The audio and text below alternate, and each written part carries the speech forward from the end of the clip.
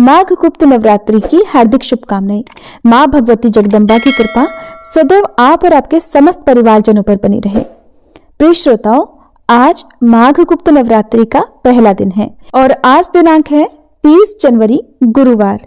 आज से माघ गुप्त नवरात्रि प्रारंभ है और गुप्त नवरात्रि में 10 महाविद्याओं की पूजा के साथ साथ माँ दुर्गा के सभी 9 स्वरूपों की पूजा प्रत्येक दिन की जाती है। तो आज के इस वीडियो में आप सभी सुनने वाले हैं श्री दुर्गा सप्तशती का प्रथम अध्याय। और गुप्त नवरात्रि में पहले दिन महाविद्या माँ काली की पूजा करके कथा का श्रवण किया जाता है और हमारे इस चैनल पर आज माँ महाकाली की कथा भी सुनाई गई है। अगर आपने उस कथा को नहीं सुना है तो जरूर सुन लीजिएगा। अब आप सुनेंगे श्री दुर्गा सप्तशती का प्रथम अध्याय। और दुर्गा सप्तशती के प्रथम अध्याय से पहले सप्त श्लोकी दुर्गा का पाठ अवश्य सुनना चाहिए। तो अब पहले सुनिए श्री दुर्गा सप्तश्लोकी पाठ और उसके बाद से प्रथम अध्याय आप सुनेंगे। अब आप सभी अपने मन में कहिए ओम नमः चंडिकाय और अब पूरे भक्ति भाव से आज के पाठ का श्रवण करते हैं। भगवान शिव ने देवी पार्वती जी से कहा, हे देवी, आप भक्तों के लिए सुलभ हो और समस्त कर्मों का विधान करने वाली हो। कलयुग में कामनाओं की सिद्धि हेतु यदि कोई उपाय हो तो उसे अपनी वाणी द्वारा सम्यक रूप से व्यक्त करो। तब देवी ने कहा, हे देव, आपका मेरे ऊपर बहुत स्नेह है। कलयुग में समस्त कामनाओं को सिद्ध करने वाला जो साधन है वह बतलाऊंगी, सुनो। उसका नाम है अम्बा स्तुति। ओम इस दुर्गा सप्तश्लोकी स्तोत्रम मंत्र के नारायण ऋषि हैं। अनुष्ठुप छंद है श्री महाकाली, महालक्ष्मी और महासरस्वती देवता हैं। श्री दुर्गा की प्रसन्नता के लिए सप्तश्लोकी दुर्गा पाठ में इसका विनियोग किया जाता है। वे भगवती महामाया देवी ज्ञानियों के भी चित्त को बलपूर्वक खींचकर मुंह में डाल देती हैं। माँ दुर्गे आप स्मरण करने पर सब प्राणियों का भय हर लेती हैं और स्वस्थ पुरुषों द्वारा चिंतन करने पर उन्हें परम कल्याणमयी बुद्धि प्रदान करती हैं। दुख, दरिद्रता और भय हरने वाली देवी, आपके सिवा दूसरा कौन है जिसका चित्त सबका उपकार करने के लिए सदा ही दयाद्र रहता हो। नारायणी, आप सब प्रकार का मंगल करने वाली और मंगलमयी हो।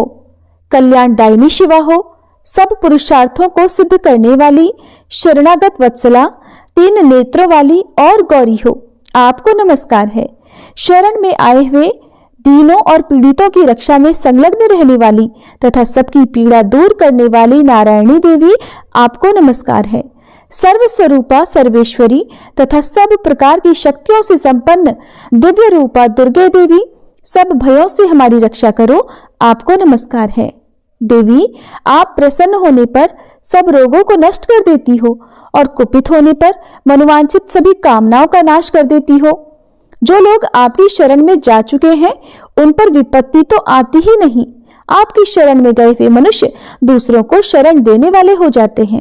सर्वेश्वरी, आप इसी प्रकार तीनों लोकों की समस्त बाधाओं को शांत करो और हमारे शत्रुओं का नाश करती रहो। इस तरह से श्री दुर्गा सप्तश्लोकी संपूर्ण हुआ। अब माँ भगवती दुर्गा का आप सभी मन में ध्यान करते हुए प्रथम अध्याय का भी श्रवण कीजिए। इस अध्याय में मेधा ऋषि ने राजा सुरथ और समाधि को देवी भगवती की महिमा बताते हुए मधु कैटभ के वध का वर्णन किया है। ओम नमः चंडिकाय। ओम प्रथम चरित्र के ब्रह्मा ऋषि, महाकाली देवता, गायत्री छंद, नंदा शक्ति, रक्तदंतिका बीज, अग्नि तत्व, ऋग्वेद स्वरूप हैं। श्री महाकाली देवता की प्रसन्नता के लिए प्रथम चरित्र के जप में विनियोग किया जाता है। भगवान विष्णु के सो जाने पर मधु और कैटभ को मारने के लिए कमल जन्मा ब्रह्मा जी ने जिनका स्तवन किया था, उन महाकाली देवी का मैं सेवन करती हूँ। वे अपने 10 हाथों में खड्ग, चक्र, गदा, बाण, धनुष, परिघ, शूल, भुशुंडी, मस्तक और शंख धारण करती हैं। उनके 3 नेत्र हैं। वे समस्त अंगों में दिव्य आभूषणों से विभूषित हैं। उनके शरीर की कांति नीलमणि के समान है और वे 10 मुख और 10 पैरों से युक्त हैं। ओम चंडी देवी को नमस्कार है। मार्कंडेय जी बोले, सूर्य के पुत्र सावर्णी जो 8वें मनु कहे जाते हैं, अब उनकी उत्पत्ति की कथा विस्तार पूर्वक कहता हूँ, सुनो। सूर्य कुमार महाभाग सावर्णी भगवती महामाया के अनुग्रह से जिस प्रकार मनवंतर के स्वामी हुए वही प्रसंग सुनाता हूँ। पूर्व समय की बात है। स्वारोचिष मनवंतर में सुरथ नाम के एक राजा थे जो चैत्र वंश में उत्पन्न हुए थे। उनका समस्त भूमंडल पर अधिकार था। वे प्रजा का अपने औरस पुत्रों की तरह धर्मपूर्वक पालन किया करते थे। तो भी उस समय कोला विध्वंसी नाम के क्षत्रिय उनके शत्रु हो गए। राजा सुरथ की दंड नीति बड़ी प्रबल थी। उनका शत्रुओं के साथ युद्ध हुआ। यद्यपि कोला विध्वंसी संख्या में कम थे, तो भी राजा सुरथ युद्ध में उनसे परास्त हो गए।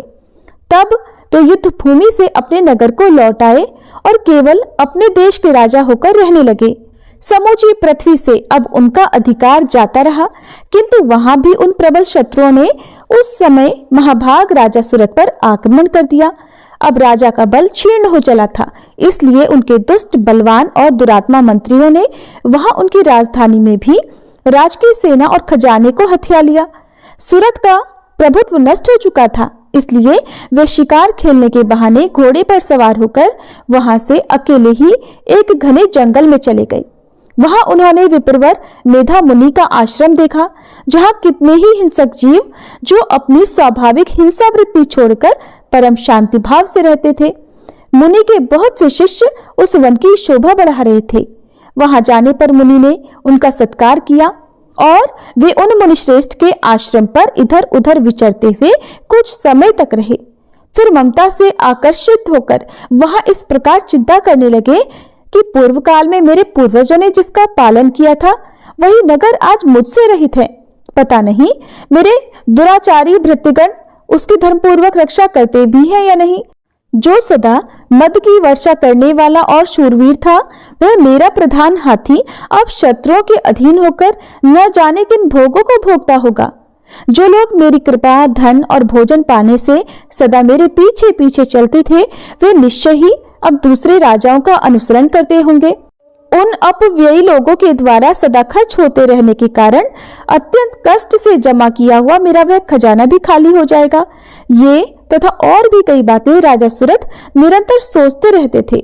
एक दिन वहां उन्होंने विप्रवर मेधा के आश्रम के निकट एक वैश्य को देखा और उससे पूछा, भाई तुम कौन हो? यह तुम्हारे आने का क्या कारण है? तुम क्यों शोकग्रस्त और अनमने से दिखाई देते हो? राजा सुरथ का यह प्रेम पूर्वक कहा हुआ वचन सुनकर वैश्य ने विनीत भाव से उन्हें प्रणाम करके कहा। वैश्य बोला, राजन, मैं धनियों के कुल में उत्पन्न एक वैश्य हूँ। मेरा नाम समाधि है। मेरे दुष्ट स्त्री पुत्रों ने धन के लोभ से मुझे घर से बाहर निकाल दिया है और मैं इस समय धन, स्त्री और पुत्रों से वंचित हूँ। मेरे विश्वसनीय बंधुओं ने मेरा ही धन लेकर मुझे दूर कर दिया है, इसलिए दुखी होकर मैं वन में चला आया हूँ। यहाँ रहकर भी इस बात को मैं नहीं जानता कि मेरे पुत्रों की, स्त्री की और स्वजनों की कुशल है या नहीं। इस समय घर में वे कुशल से रहते हैं या फिर उन्हें कोई कष्ट है? वे मेरे पुत्र कैसे हैं? क्या वे सदाचारी हैं या फिर दुराचारी हो गए हैं? तब राजा ने पूछा, जिन लोभी स्त्री पुत्र आदि ने धन के कारण तुम्हें घर से निकाल दिया, उनके प्रति तुम्हारे चित्त में इतना स्नेह का बंधन क्यों है? तब वैश्य बोला, राजन, आप मेरे विषय में जैसी बातें कहते हैं वो सब ठीक है, किंतु क्या करूं, मेरा मन निष्ठुरता नहीं धारण करता। जिन्होंने धन के लोभ में पड़कर पिता के प्रति स्नेह, पति के प्रति प्रेम और आत्मीयजन के प्रति अनुराग को तिलांजलि देकर मुझे घर से निकाल दिया है, उन्हीं के प्रति मेरे हृदय में इतना स्नेह है। महामते, गुणहीन बंधुओं के प्रति भी जो मेरा चित्त इस प्रकार प्रेम मग्न हो रहा है, ये क्या है? इस बात को मैं जानकर भी नहीं जान पाता। उनके लिए मैं लंबी लंबी सांसें ले रहा हूँ और मेरा हृदय अत्यंत दुखित हो रहा है। उन लोगों में प्रेम का सर्वथा अभाव है, तो भी उनके प्रति जो मेरा मन निष्ठुर नहीं हो पाता, इसके लिए मैं क्या करूं? तब मार्कंडेय जी कहते हैं, ब्राह्मण, तदंतर राजाओं में श्रेष्ठ सुरथ और वह समाधि नामक वैश्य दोनों साथ साथ मेधा मुनि की सेवा में उपस्थित हुए और उनके साथ यथा योग्य न्यायानुकूल विनयपूर्ण बर्ताव करके बैठे। इसके बाद वैश्य और राजा ने कुछ वार्तालाप आरंभ किया। राजा ने कहा, भगवान, मैं आपसे एक बात पूछना चाहता हूं, उसे बताइए। मेरा चित्त अपने अधीन न होने के कारण वह बात मेरे मन को बहुत दुख देती है। जो राज्य मेरे हाथ से चला गया है, उसमें और उसके संपूर्ण अंगों में मेरी ममता अभी तक बनी हुई है। मुनि श्रेष्ठ ये जानते हुए भी कि वह मेरा नहीं है, अज्ञानी की तरह मुझे उसके लिए दुख होता है। ये क्या है? और इधर ये वैश्य भी घर से अपमानित होकर आया है। इसके पुत्र, स्त्री और भृत्यों ने इसे छोड़ दिया है। स्वजनों ने भी इसका परित्याग कर दिया है, तो भी ये उनके प्रति अत्यंत हार्दिक स्नेह रखता है। इस प्रकार ये और मैं दोनों बहुत दुखी हैं। जिसमें प्रत्यक्ष दोष देखा गया है, उस विषय के लिए भी हमारे मन में ममता जनित आकर्षण पैदा हो रहा है। महाभाग, हम दोनों समझदार हैं, तो भी हम में जो मोह पैदा हुआ है, ये क्या है? विवेक शून्य पुरुषों की तरह मुझमें और इसमें भी यह मूढ़ता प्रत्यक्ष दिखाई देती है।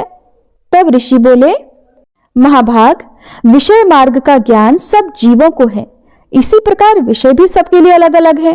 कुछ प्राणी दिन में नहीं देखते और दूसरे रात में नहीं देखते, और कुछ जीव ऐसे हैं जो दिन और रात्रि में भी बराबर ही देखते हैं। ये ठीक है कि मनुष्य समझदार होते हैं, किंतु केवल वे ही ऐसे नहीं होते। पशु, पक्षी और मृग आदि सभी प्राणी समझदार होते हैं। मनुष्य की समझ भी वैसी ही होती है जैसी उन मृग और पक्षियों की होती है, और जैसी मनुष्यों की होती है वैसी ही उन मृग, पक्षी आदि की होती है। ये तथा अन्य बातें भी प्रायः दोनों में समान ही हैं। समझ होने पर भी इन पक्षियों को तो देखो, ये स्वयं भूख से पीड़ित होते हुए भी मोहवश बच्चों की चोंच में कितने चाव से अन्न के दाने डाल रहे हैं। राजन, क्या तुम नहीं देखते कि ये मनुष्य समझदार होते हुए भी लोभवश अपने किए हुए उपकार का बदला पाने के लिए पुत्रों की अभिलाषा करते हैं? हालांकि उन सब में समझ की कमी नहीं है, फिर भी वे संसार की स्थिति अर्थात जन्म मरण की परंपरा बनाए रखने वाले भगवती महामाया के प्रभाव द्वारा ममतामय भंवर से युक्त मोह के गहरे गड्ढे में गिराए गए हैं। इसलिए इसमें आश्चर्य नहीं करना चाहिए। जगदीश्वर भगवान विष्णु की योग निद्रा रूपा जो भगवती महामाया है, उन्हीं से ये जगत मोहित हो रहा है। वे भगवती महामाया देवी ज्ञानियों के भी चित्त को बलपूर्वक खींचकर मोह में डाल देती हैं। वे ही इस संपूर्ण चराचर जगत की सृष्टि करती हैं, और वे ही प्रसन्न होने पर मनुष्यों को मुक्ति के लिए वरदान भी देती हैं। वे ही परा विद्या, संसार बंधन और मोक्ष की हेतुभूता सनातनी देवी तथा संपूर्ण ईश्वरों की भी अधीश्वरी हैं। राजा ने पूछा, भगवन, जिन्हें आप महामाया कहते हैं, वे देवी कौन हैं?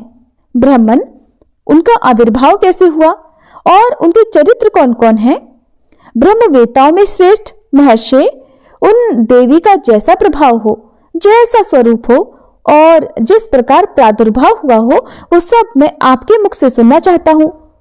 तब ऋषि बोले, राजन, वास्तव में तो वे देवी नित्य स्वरूपा ही हैं। संपूर्ण जगत उन्हीं का रूप है और उन्होंने समस्त विश्व को व्याप्त कर रखा है। फिर भी उनका प्राकट्य अनेक प्रकार से होता है। वो मुझसे सुनो। यद्यपि वे नित्य और अजन्मा है, फिर भी जब देवताओं का कार्य सिद्ध करने के लिए प्रकट होती हैं, उस समय लोक में उत्पन्न हुई कहलाती हैं। कल्प के अंत में जब संपूर्ण जगत एकार्णव में निमग्न हो रहा था और सबके प्रभु भगवान विष्णु शेषनाग की शैया बिछाकर योग निद्रा का आश्रय लेकर सो रहे थे, उस समय उनके कानों के मैल से दो भयंकर असुर उत्पन्न हुए, जो मधु और कैटब के नाम से विख्यात थे। वे दोनों ब्रह्मा जी का वध करने को तैयार हो गए। भगवान विष्णु के नाभि कमल में विराजमान प्रजापति ब्रह्मा जी ने जब उन दोनों भयानक असुरों को अपने पास आया और भगवान को सोया हुआ देखा, तब एकाग्रचित्त होकर उन्होंने भगवान विष्णु को जगाने के लिए उनके नेत्रों में निवास करने वाली योग निद्रा का स्तवन आरंभ किया, जो इस विश्व की अधीश्वरी जगत को धारण करने वाली, संसार का पालन और संहार करने वाली तथा तेजा स्वरूप भगवान विष्णु की अनुपम शक्ति है। उन्हीं भगवती निद्रा देवी की भगवान ब्रह्मा स्तुति करने लगे। ब्रह्मा जी ने कहा, देवी, आप ही स्वाहा, आप ही स्वधा और आप ही वशटकार हो। स्वर भी आपके ही स्वरूप है, आप ही जीवनदायिनी सुधा हो। नित्य अक्षर प्रणव में अकार, उकार, मकार, इन तीन मात्राओं के रूप में आप ही स्थित हो, और इन तीन मात्राओं के अतिरिक्त जो बिंदु रूपा नित्य अर्ध मात्रा है, जिसका विशेष रूप से उच्चारण नहीं किया जा सकता, वो भी आप ही हो। देवी, आप ही संध्या, सावित्री और परम जननी हो। देवी, आप ही इस विश्व ब्रह्मांड को धारण करती हो। आपसे ही इस जगत की सृष्टि होती है, आपसे ही इसका पालन होता है और सदा आप ही कल्प के अंत में सबको अपना ग्रास बना लेती हो। जगन्मयी देवी, इस जगत की उत्पत्ति के समय आप सृष्टि रूपा हो, पालन काल में स्थिति रूपा हो और कल्पांत के समय संहार रूप धारण करने वाली हो। आप ही महाविद्या, महामाया, महामेधा, महास्मृति, महामोह रूपा महादेवी और महासुरी हो। आप ही तीनों गुणों को उत्पन्न करने वाली सबकी प्रकृति हो। भयंकर कालरात्रि, महारात्रि और मोहरात्रि भी आप ही हो। आप ही श्री, आप ही ईश्वरी, आप ही ह्रीं और आप ही बोध स्वरूपा बुद्धि हो। लज्जा, पुष्टि, तुष्टि, शांति और क्षमा भी आप ही हो। आप खड्ग धारिणी, शूल धारिणी, घोर रूपा तथा गदा, चक्र, शंख और धनुष धारण करने वाली हो। बाण, भुषुंडी और परिघ ये भी आपके ही अस्त्र हैं। आप सौम्य और सौम्यतर हो। इतना ही नहीं, जितने भी सौम्य और सुंदर पदार्थ हैं उन सब की अपेक्षा आप अत्यधिक सुंदरी हो। पर और अपर सबसे परे रहने वाली परमेश्वरी आप ही हो। सर्वस्वरूपे देवी, कहीं भी सत असत रूप जो कुछ वस्तुएं हैं और उन सब की जो शक्ति है वो आप ही हो। ऐसी अवस्था में आपकी स्तुति क्या हो सकती है? जो इस जगत की सृष्टि, पालन और संहार करते हैं, उन भगवान को भी जब आपने निद्रा के अधीन कर दिया है, तब आपकी स्तुति करने में यह कौन समर्थ हो सकता है?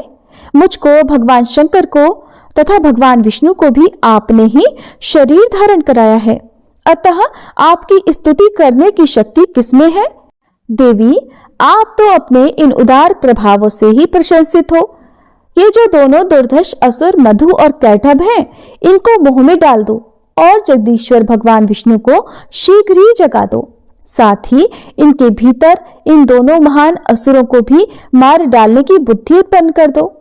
ऋषि कहते हैं, राजन, जब ब्रह्मा जी ने वहां मधु और कैटभ को मारने के उद्देश्य से भगवान विष्णु को जगाने के लिए तमोगुण की अधिष्ठात्री देवी योग निद्रा की इस प्रकार स्तुति की, तब वे भगवान के नेत्र, मुख, नासिका, बाहु, हृदय और वक्ष स्थल से निकलकर अव्यक्त जन्मा ब्रह्मा जी की दृष्टि के समक्ष खड़ी हो गई। योग निद्रा से मुक्त होने पर जगत के स्वामी भगवान जनार्दन उस एकार्णव के जल में शेषनाग की शैया से जाग उठे। फिर उन्होंने उन दोनों असुरों को देखा। वे दुरात्मा मधु और कैटभ अत्यंत बलवान तथा पराक्रमी थे और क्रोध से लाल आंखें किए वे ब्रह्मा जी को खा जाने के लिए उद्योग कर रहे थे। तब भगवान श्री हरि ने उठकर उन दोनों के साथ 5000 वर्षों तक केवल बाहुयुद्ध किया। वे दोनों भी अत्यंत बल के कारण उन्मत्त हो रहे थे। इधर महामाया ने उन्हें मोह में डाल रखा था, इसलिए वे भगवान विष्णु से कहने लगे, हम तुम्हारी वीरता से संतुष्ट हैं, तुम हम लोगों से कोई वर मांगो। तब श्री भगवान बोले, यदि तुम दोनों मुझ पर प्रसन्न हो तो अब मेरे हाथों मारे जाओ। बस इतना सही वर मैंने मांगा है, यहाँ दूसरे किसी वर से क्या लेना है। ऋषि कहते हैं, इस प्रकार धोखे में आ जाने पर जब उन्होंने संपूर्ण जगत में जल ही जल देखा, तब कमल नयन भगवान ने कहा, जहाँ पृथ्वी जल में डूबी हुई न हो, जहाँ सूखा स्थान हो, वहीं हमारा वध करो। ऋषि कहते हैं, तब तथास्तु कहकर शंख, चक्र और गदा धारण करने वाले भगवान ने उन दोनों के मस्तक अपनी जांघ पर रखकर चक्र से काट डाले।